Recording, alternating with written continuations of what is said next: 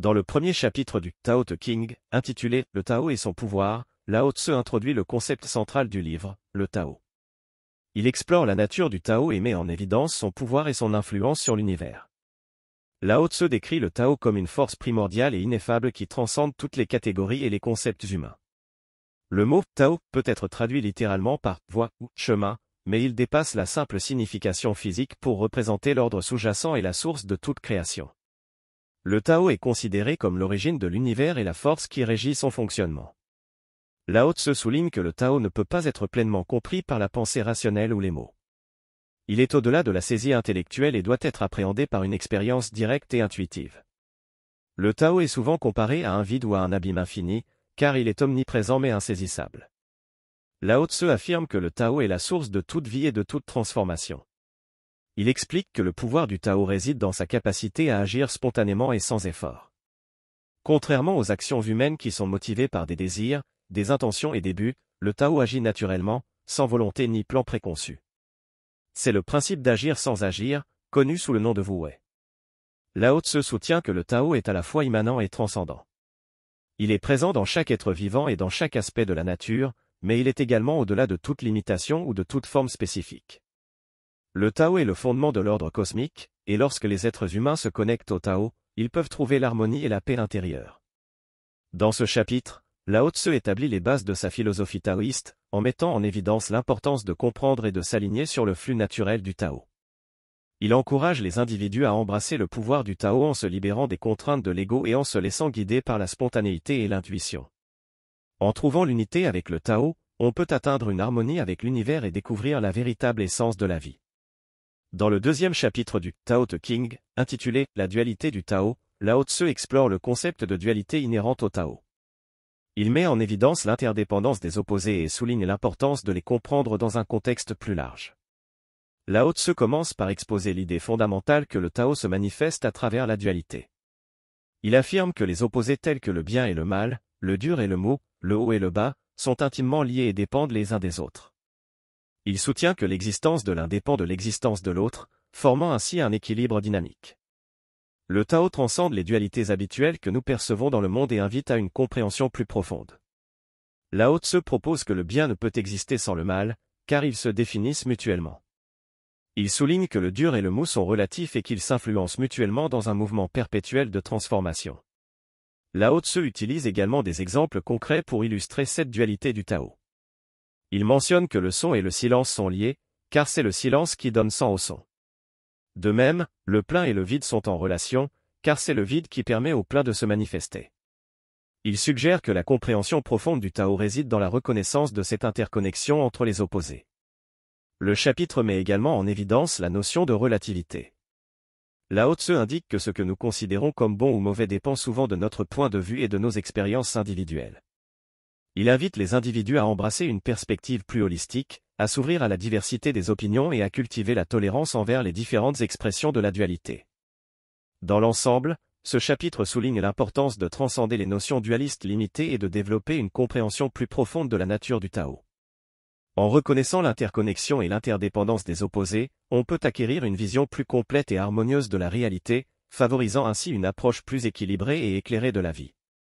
Dans le troisième chapitre du Tao Te Ching, intitulé Agir sans agir, Lao Tse explore le concept de Wu Wei, souvent traduit comme agir sans agir ou l'action non agissante. Ce chapitre met l'accent sur l'idée que l'harmonie et l'efficacité peuvent être atteintes en agissant de manière spontanée et en se laissant guider par le flux naturel du Tao. Lao Tse commence par expliquer que le Wu Wei ne signifie pas l'inaction ou la passivité. Au contraire, il suggère que c'est une façon d'agir qui émerge de la spontanéité, de la simplicité et de l'alignement avec le flux naturel de l'univers. C'est un état d'esprit où les actions sont dépourvues d'effort, de résistance et de lutte. Lao Tse utilise des analogies pour illustrer le concept du Wu Wei. Il compare l'action naturelle à celle de l'eau qui s'écoule. L'eau suit le chemin le plus facile, contourne les obstacles sans effort et s'adapte à son environnement. De même, en agissant sans agir, les individus peuvent se fondre harmonieusement dans leur environnement, s'adapter aux circonstances changeantes et éviter les conflits inutiles. Lao Tse souligne que le Wu Wei ne se résume pas à une absence d'intention, mais plutôt à l'absence de l'ego dans l'action. Il encourage à abandonner les désirs et les motivations égocentriques qui peuvent entraver l'harmonie et la sagesse naturelle. En laissant de côté le besoin de contrôler et de manipuler les choses, on permet au Tao de s'exprimer à travers nos actions. Le chapitre met également en évidence l'importance de l'observation et de la compréhension des cycles naturels. Lao Tse encourage à observer les schémas de la nature, à apprendre d'eux et à les appliquer à nos propres vies. En comprenant comment les choses se déroulent naturellement, nous pouvons agir de manière plus harmonieuse et en accord avec le Tao. En résumé, le 3e chapitre souligne l'importance de l'action spontanée et sans effort, guidée par le Wu Wei. En abandonnant l'ego et en se fondant dans le flux naturel du Tao, les individus peuvent atteindre une harmonie profonde avec leur environnement et agir de manière efficace et équilibrée. Le Wu Wei nous invite à embrasser une approche plus intuitive et à cultiver la confiance en la sagesse innée qui réside en nous et dans l'univers qui nous entoure. Dans le 4e chapitre du Tao Te Ching, intitulé « Le vide et le plein », Lao Tse explore le concept de vacuité, Wu, et de sa relation avec la plénitude.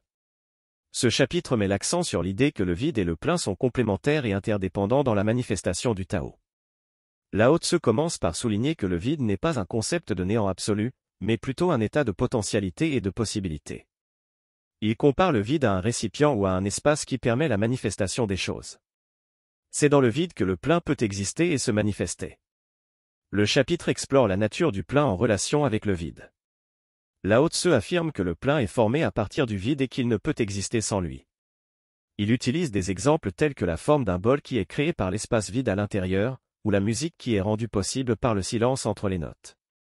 Ainsi, le vide et le plein sont interdépendants et s'influencent mutuellement.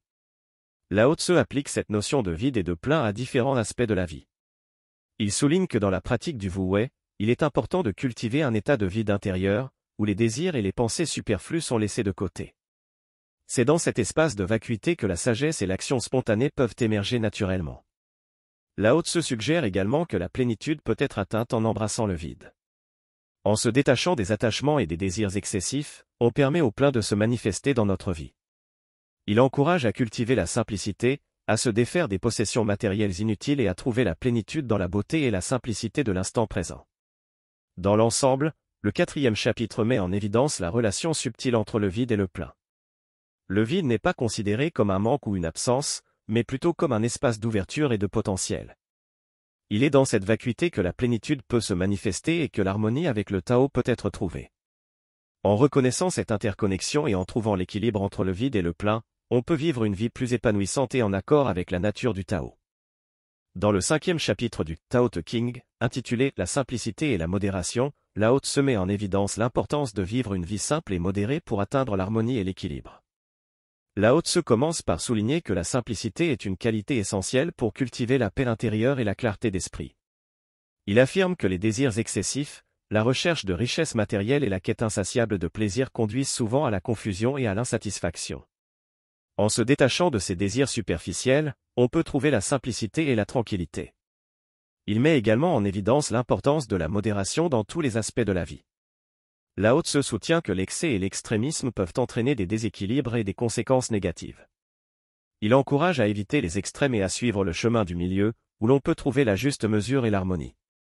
Lao Tse utilise des exemples concrets pour illustrer l'importance de la simplicité et de la modération. Il compare le fonctionnement de l'univers à un arc tendu qui revient à son état naturel. Lorsque nous nous éloignons de la simplicité et de la modération, nous sommes comme un arc trop tendu qui risque de se rompre. En revenant à la simplicité et à la modération, nous pouvons retrouver l'équilibre et l'harmonie.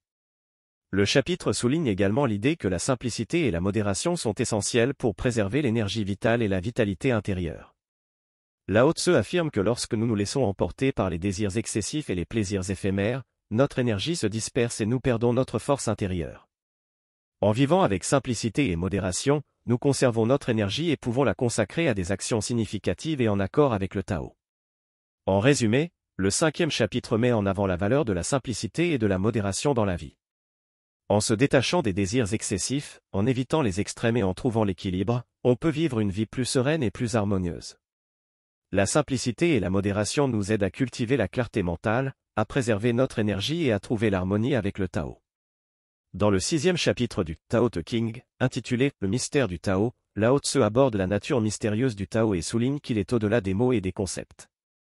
Ce chapitre invite à abandonner la recherche de réponses définitives et à embrasser l'incertitude qui entoure le Tao. Lao Tse commence par affirmer que le Tao est ineffable, c'est-à-dire qu'il ne peut pas être pleinement exprimé par des mots ou des concepts humains. Il souligne que toute tentative de définir ou de comprendre complètement le Tao le réduit en réalité. Le Tao transcende les limites de la pensée rationnelle et ne peut être appréhendé que par une expérience directe et intuitive. Lao Tzu utilise des analogies pour illustrer le mystère du Tao. Il compare le Tao à un abîme infini ou à un vide profond, qui contient toutes les possibilités et tous les potentiels, mais qui ne peut pas être capturé ni défini. Il suggère également que le Tao est semblable à un mystérieux et énigmatique non-étant qui précède l'existence elle-même. Lao Tzu encourage à embrasser l'incertitude et à abandonner la recherche de réponses définitives concernant le Tao. Il invite à se libérer des attaches mentales et des croyances rigides qui limitent notre compréhension. Il souligne que la vérité du Tao ne peut être découverte que dans le lâcher-prise, dans le silence intérieur et dans l'ouverture à l'inconnu. Le chapitre met également en garde contre la tendance humaine à chercher des certitudes et des vérités fixes. Lao Tzu affirme que cette quête de certitude peut conduire à l'illusion et à la confusion. Il encourage plutôt à embrasser le mystère et à reconnaître la beauté de l'incompréhensible. En résumé, le 6e chapitre souligne l'aspect mystérieux et ineffable du Tao. Lao Tzu invite à abandonner la recherche de réponses définitives et à embrasser l'incertitude.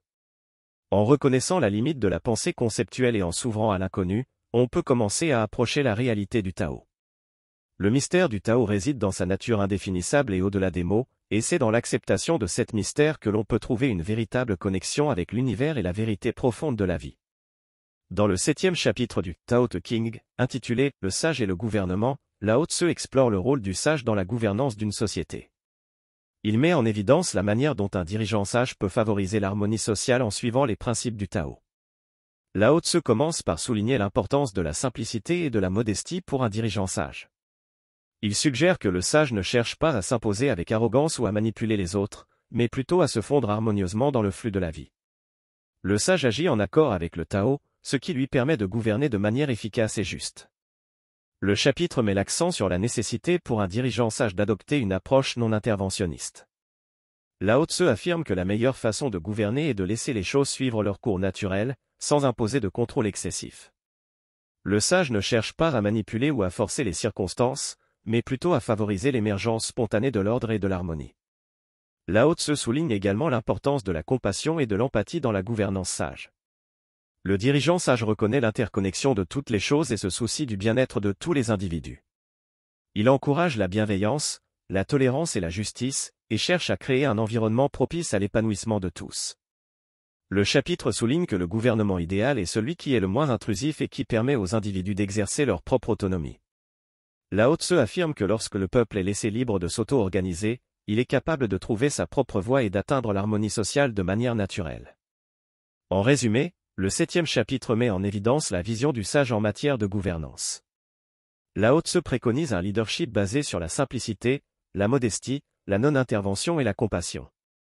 Le dirigeant sage suit les principes du Tao et cherche à promouvoir l'harmonie sociale en créant un environnement favorable à la croissance individuelle et collective.